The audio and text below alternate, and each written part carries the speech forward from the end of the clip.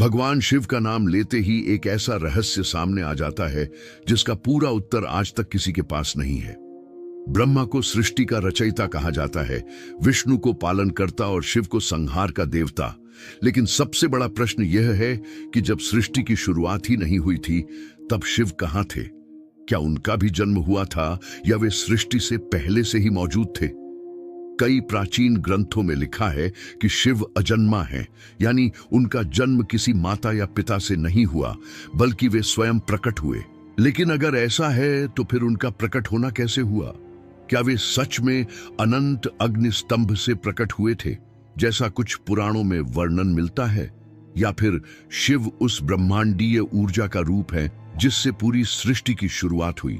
एक और रहस्य यह भी है कि जब ब्रह्मा और विष्णु के बीच यह विवाद हुआ कि सबसे बड़ा कौन है, तभी अचानक एक ऐसा अग्नि स्तंभ प्रकट हुआ जिसका न आदि दिखाई दे रहा था और न अंत, और उसी रहस्यमय स्तंभ से शिव का दिव्य स्वरूप प्रकट हुआ।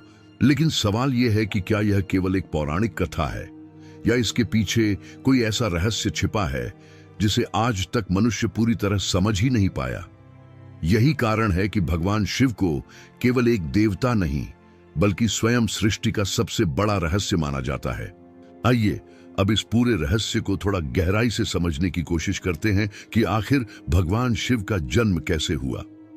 सबसे पहले यह समझना जरूरी है कि शिव के बारे में जो बातें प्राचीन ग्रंथों में कही गई हैं, वे दूसरे देवताओं से बिल्कुल अलग हैं। ब्रह्मा का जन्म कमल से बताया जाता है, विष्णु का संबंध क्षीर सागर से बताया जाता है। लेकिन जब बात शिव की आती है तो अधिकतर ग्रंथ एक ही बात कहते हैं कि शिव का जन्म किसी माता या पिता से नहीं हुआ। कहा जाता है कि जब सृष्टि की शुरुआत भी नहीं हुई थी, जब न धरती थी, न आकाश, न समय और न ही कोई जीव, उस समय पूरा ब्रह्मांड एक गहरे अंधकार और शून्य में डूबा हुआ था। उस समय न दिन था, न रात, न दिशा थी और न ही कोई गति। लेकिन उसी शून्य के बीच एक ऐसी अद्भुत शक्ति मौजूद थी जिसे समझ पाना किसी के लिए आसान नहीं था। कई ग्रंथों में लिखा है कि वही शक्ति शिव का मूल स्वरूप थी। इसी कारण शिव को अनादि और अनंत कहा जाता है, यानी जिनकी कोई शुरुआत नहीं और जिनका कोई अंत नहीं। लेकिन यहाँ एक और सवाल खड़ा होता है, अगर शिव पहले से ही मौजूद थे तो फिर सृष्टि की शुरुआत कैसे हुई? कुछ पुराणों में बताया गया है कि जब सृष्टि की रचना का समय आया तो सबसे पहले एक अद्भुत प्रकाश प्रकट हुआ। यह कोई साधारण प्रकाश नहीं था, बल्कि एक ऐसी दिव्य ऊर्जा थी जो पूरे ब्रह्मांड में फैल गई।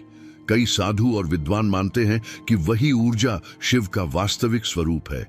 यही कारण है कि शिव को केवल एक देवता नहीं, बल्कि पूरी सृष्टि की मूल शक्ति माना जाता है।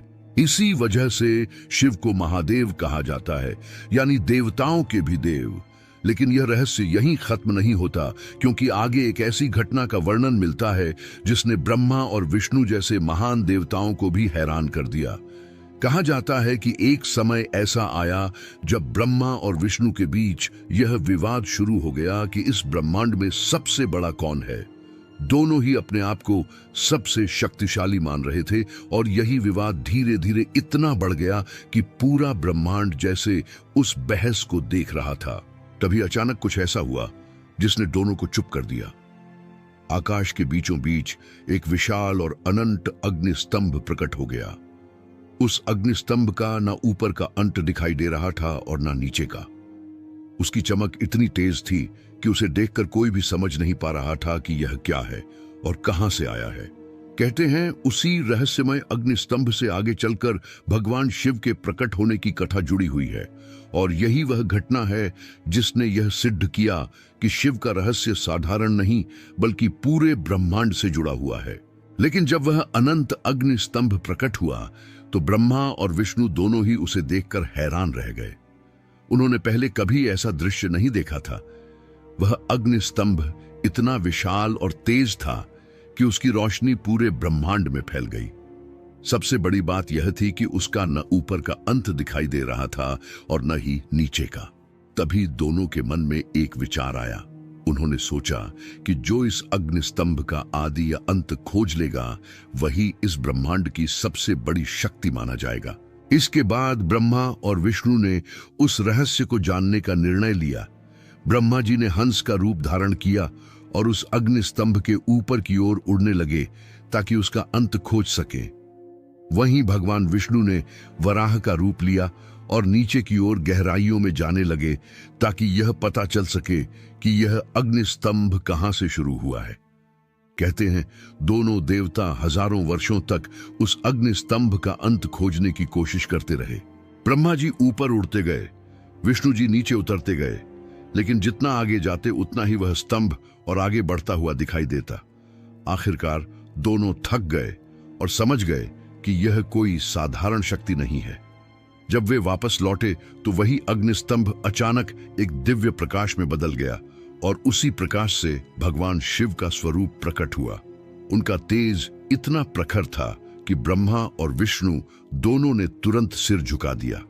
उसी समय उन्हें यह एहसास हुआ कि शिव का न कोई आरंभ है और न कोई अंत। यही कारण है कि उन्हें अनंत और स्वयंभू कहा जाता है। लेकिन इस घटना के बाद भी एक प्रश्न लोगों के मन में आज तक बना हुआ है कि अगर शिव स्वयंभू हैं और सृष्टि से पहले से मौजूद थे, तो फिर उन्हें त्रिदेवों में स्थान कैसे मिला और ब्रह्मा, विष्णु और शिव के बीच यह संबंध आखिर बना कैसे? यही रहस्य हमें आगे की कथा में समझ आता है। यही वह क्षण था जब ब्रह्मा और विष्णु को यह समझ में आ गया कि जिस शक्ति को वे खोजने की कोशिश कर रहे थे वह किसी एक दिशा में सीमित नहीं है। वह शक्ति न ऊपर खत्म होती है और न नीचे, बल्कि वह पूरे ब्रह्मांड में फैली हुई है। जब उस अग्नि स्तंभ से भगवान शिव का दिव्य स्वरूप प्रकट हुआ तो उनका तेज इतना प्रखर था कि कुछ समय तक ब्रह्मा और विष्णु उनकी ओर सीधा देख भी नहीं पाए। दोनों ने तुरंत सिर झुकाकर उन्हें प्रणाम किया। उसी समय उन्हें यह एहसास हुआ कि यह वही शक्ति है जो सृष्टि से पहले भी थी और सृष्टि के बाद भी रहेगी। कई पुराणों में बताया गया है कि यही कारण है कि शिव को अनादि और अनंत कहा जाता है, यानी जिनकी कोई शुरुआत नहीं और जिनका कोई अंत नहीं। लेकिन इसके बाद भी एक और सवाल खड़ा होता है, अगर शिव सृष्टि से पहले से मौजूद थे तो फिर ब्रह्मा और विष्णु की भूमिका क्या थी? कुछ ग्रंथों के अनुसार जब सृष्टि की रचना शुरू हुई तो ब्रह्मांड को चलाने के लिए 3 शक्तियों की आवश्यकता थी। एक शक्ति जो सृष्टि की रचना करे, दूसरी जो उसका पालन करे और तीसरी जो समय आने पर उसका संहार करे ताकि नई सृष्टि का निर्माण हो सके। इसी कारण ब्रह्मा को सृष्टि का रचयिता माना गया, विष्णु को पालन करता और शिव को संहार का देवता कहा गया। लेकिन कई विद्वान यह भी मानते हैं कि शिव केवल संहार के देव नहीं हैं, वे सृजन और परिवर्तन दोनों के प्रतीक हैं। जब कोई चीज खत्म होती है तभी किसी नई चीज की शुरुआत होती है और इसी परिवर्तन की शक्ति को शिव का स्वरूप माना जाता है। यही कारण है कि शिव को महादेव कहा जाता है, यानी देवताओं के भी देव। कई कथाओं में यह भी बताया गया है कि ब्रह्मा और विष्णु ने उसी समय स्वीकार कर लिया था कि शिव की शक्ति उनसे कहीं अधिक है और वे उसी अनंत ऊर्जा का रूप हैं जिससे पूरा ब्रह्मांड चल रहा है। लेकिन कहानी यहीं समाप्त नहीं होती, क्योंकि इसके बाद एक और रहस्य सामने आता है जिसने लोगों को सदियों से सोचने पर मजबूर किया है।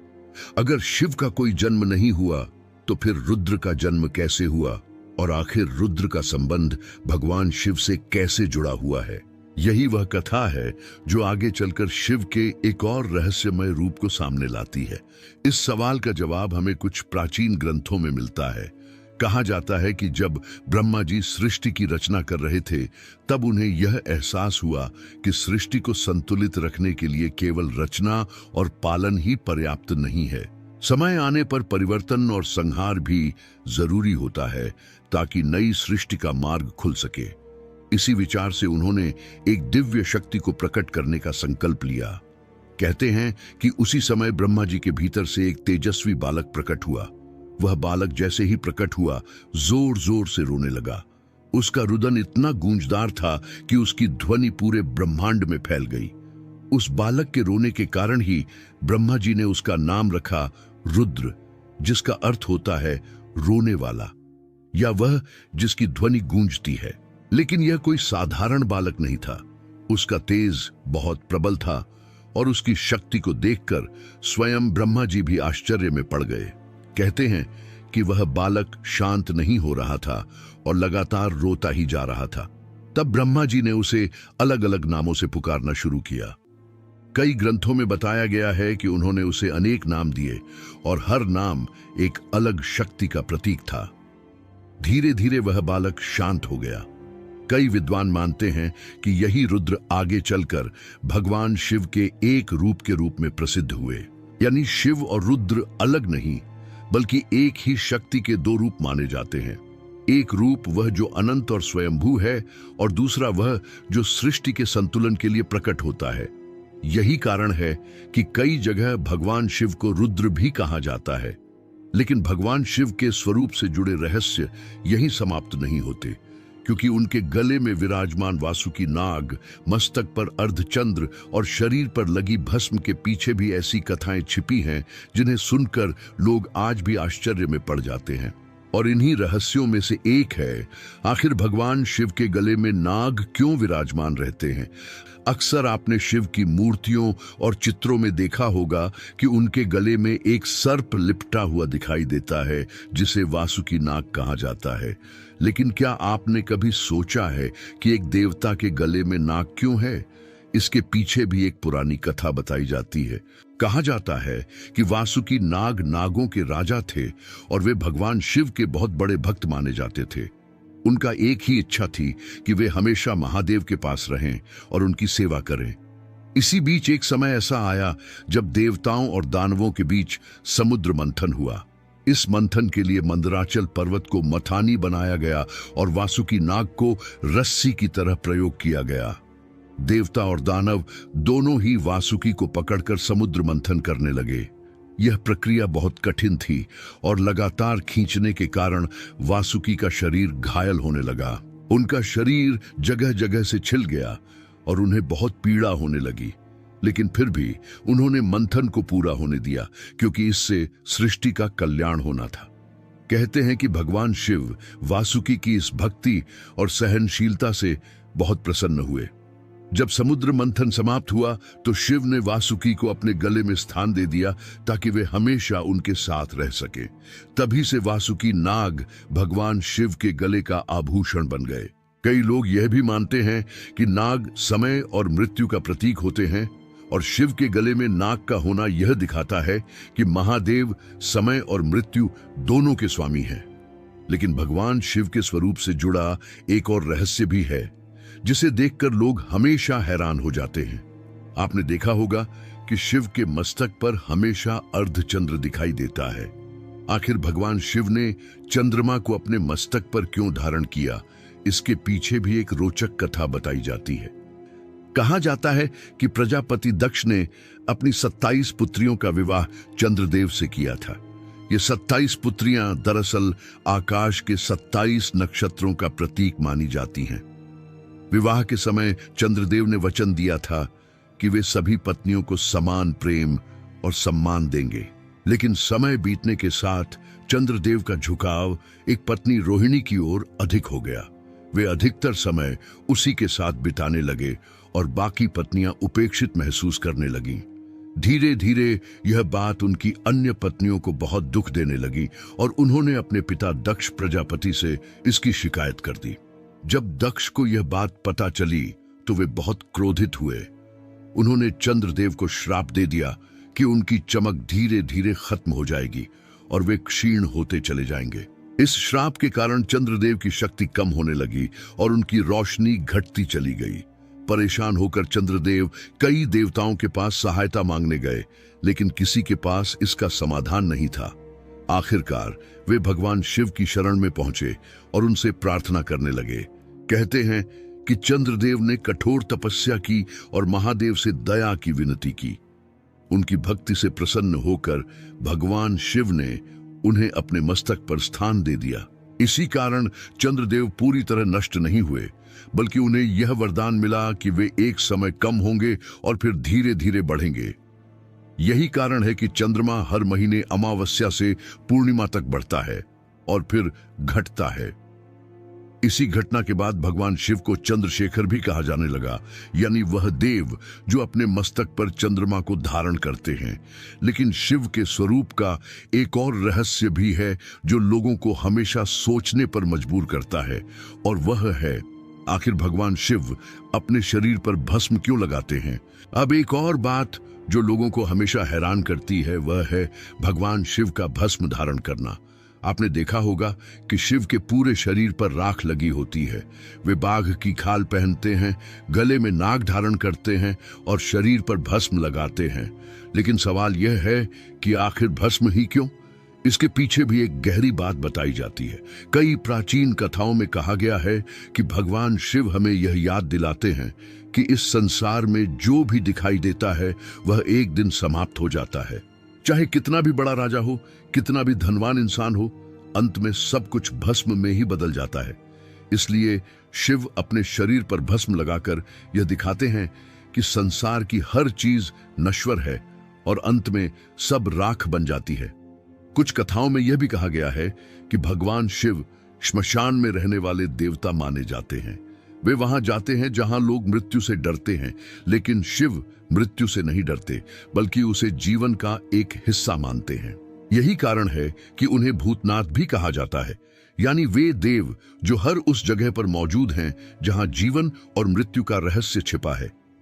कई साधु और योगी भी इसी कारण शिव की तरह भस्म धारण करते हैं, ताकि उन्हें हमेशा यह याद रहे कि शरीर एक दिन मिट्टी में मिल जाएगा, लेकिन आत्मा हमेशा बनी रहती है। शिव का यह रूप हमें यह भी सिखाता है कि अहंकार, धन और दिखावे का कोई महत्व नहीं है। लेकिन भगवान शिव के स्वरूप का एक और रहस्य भी है जो उतना ही रोचक है। आपने देखा होगा कि उनके हाथ में हमेशा एक त्रिशूल होता है। आखिर भगवान शिव के त्रिशूल के तीनों नुकीले भाग क्या दर्शाते हैं और यह इतना महत्वपूर्ण क्यों माना जाता है, इसके पीछे भी एक दिलचस्प कथा बताई जाती है। त्रिशूल के तीन नुकीले भाग केवल एक अस्त्र नहीं है, बल्कि तीन शक्तियों का प्रतीक माने जाते हैं। कई विद्वान बताते हैं कि यह तीन भाग सृष्टि के तीन नियमों को दर्शाते हैं: सृजन, पालन और संहार, यानी वही तीन शक्तियां जो पूरे ब्रह्मांड को चलाती है। इसी कारण त्रिशूल को शिव की सबसे बड़ी शक्ति का प्रतीक माना जाता है। कुछ कथाओं में यह भी बताया गया है कि त्रिशूल शिव की तीन अवस्थाओं को दर्शाता है: भूत, वर्तमान और भविष्य, यानी समय की तीनों दिशाओं पर भी महादेव का नियंत्रण माना जाता है। इसी वजह से कहा जाता है कि शिव को महाकाल भी कहा जाता है, अर्थात वह जो समय से भी परे हैं। एक अन्य कथा के अनुसार त्रिशूल का निर्माण भगवान विश्वकर्मा ने किया था। कहा जाता है कि सूर्य की तेज ऊर्जा को कम करने के लिए जब उसका एक हिस्सा अलग किया गया तो उसी दिव्य ऊर्जा से कई दिव्य अस्त्र बनाए गए थे। उन्हीं में से एक त्रिशूल भी था जिसे बाद में भगवान शिव को अर्पित किया गया। लेकिन शिव का त्रिशूल केवल युद्ध का हथियार नहीं माना जाता। कई लोग इसे संतुलन का प्रतीक भी मानते हैं। यह हमें यह समझाता है कि सृष्टि तभी संतुलित रहती है जब निर्माण, पालन और परिवर्तन तीनों साथ चलते रहे। लेकिन भगवान शिव के स्वरूप में एक और ऐसी चीज है जिसकी आवाज पूरे ब्रह्मांड से जुड़ी हुई मानी जाती है। वह है उनका छोटा सा डमरू। आखिर भगवान शिव के डमरू की ध्वनि को इतना विशेष क्यों माना जाता है, इसके पीछे भी एक रोचक कथा बताई जाती है। अब बात करते हैं भगवान शिव के डमरू की, जिसे उनके सबसे खास प्रतीकों में से एक माना जाता है। आपने अक्सर देखा होगा कि शिव के हाथ में त्रिशूल के साथ एक छोटा सा डमरू भी होता है।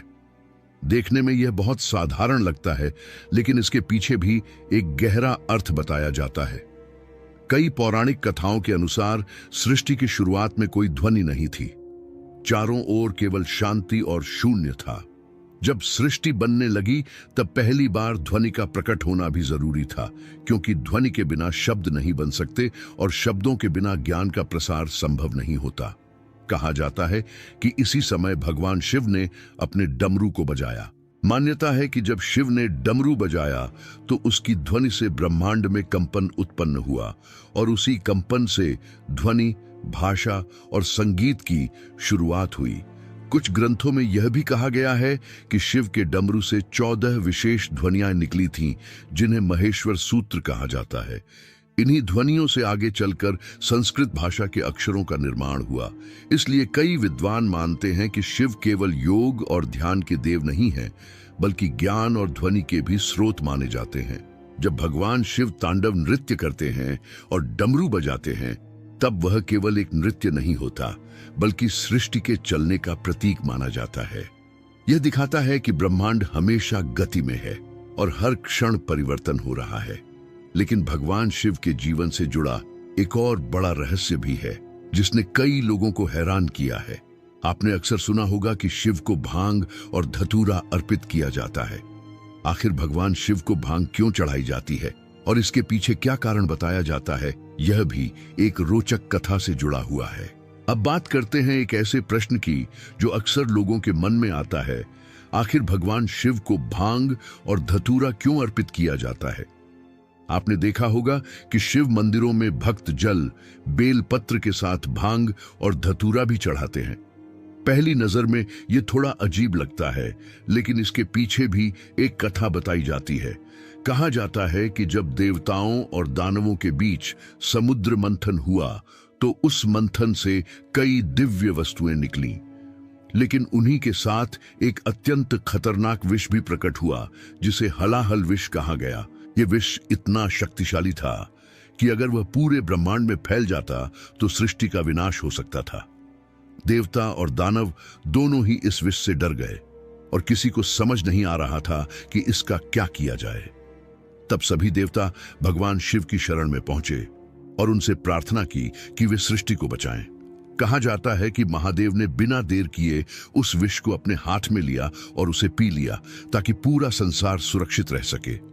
लेकिन वह विष इतना तेज था कि शिव के गले में जलन होने लगी। तभी माता पार्वती ने उनकी रक्षा के लिए उस विष को उनके गले में ही रोक दिया। इसी कारण भगवान शिव का गला नीला पड़ गया और तभी से उन्हें नीलकंठ भी कहा जाने लगा। कई कथाओं में बताया जाता है कि विष की जलन को शांत करने के लिए शिव को ठंडक देने वाली चीजें अर्पित की जाती थीं और इसी कारण भांग और धतूरा भी चढ़ाने की परंपरा शुरू हुई।